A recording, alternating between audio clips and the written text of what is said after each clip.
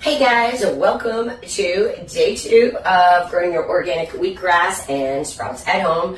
So now what we're going to do is we're going to actually rinse, drain, and repeat for every 12 hours. And so let's go ahead and pull out our tray from this morning. And here we have our sprouts. Spring water, we're going to go ahead and rinse it and get it nice and rinsed out. Making a mess over here. All right, and we're going to drain it. And we're going to do the same thing we did this morning. We're going to want to break up the clumps of the seeds. And here we go. And get it to spread on the outside of the inside of the jar. Here we go. That out, and then make sure it's not too much dripping. All right, and then we're going to put it back in our tray and back in the cupboard for another 12 hours. And actually, you can see it's already starting to germinate. Look at that. Check it out. Kind of cool. All right, and next we are going to check on our organic wheatgrass seeds. And yesterday I mentioned the potting, or this morning rather, I mentioned the potting mix.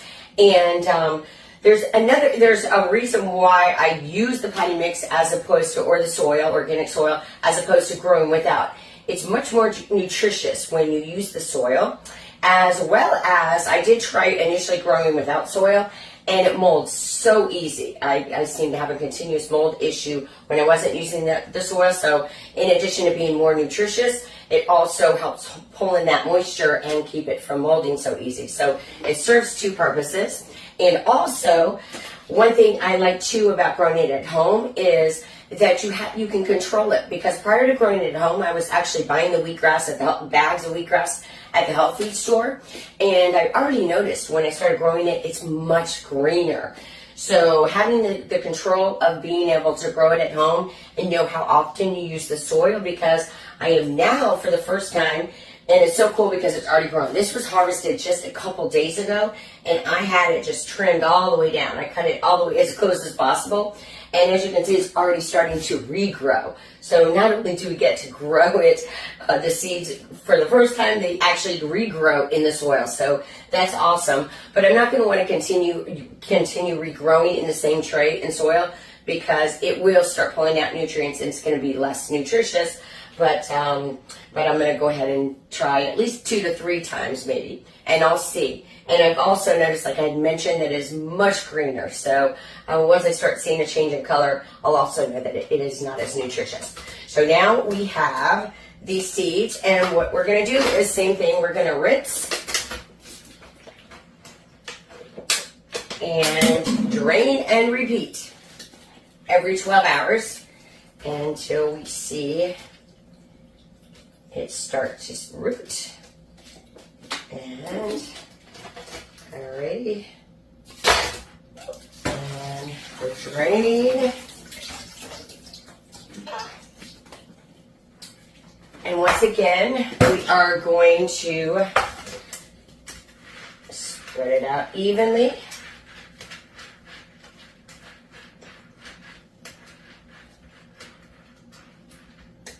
And we're going to put it back in for another 12 hours.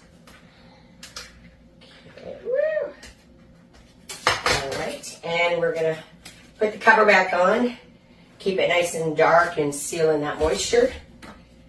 And here we go. And yesterday, or this morning, it's losing track of time, I also mentioned that I showed how easy it is just to cut the grass and throw it in your NutriBullet and make up awesome drinks.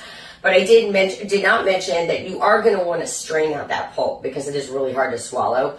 And so it's much nicer. Of course, you're going to get a little strainer and strain it out. So in case you didn't know and you were going to try to make it yourself, you do want to do that.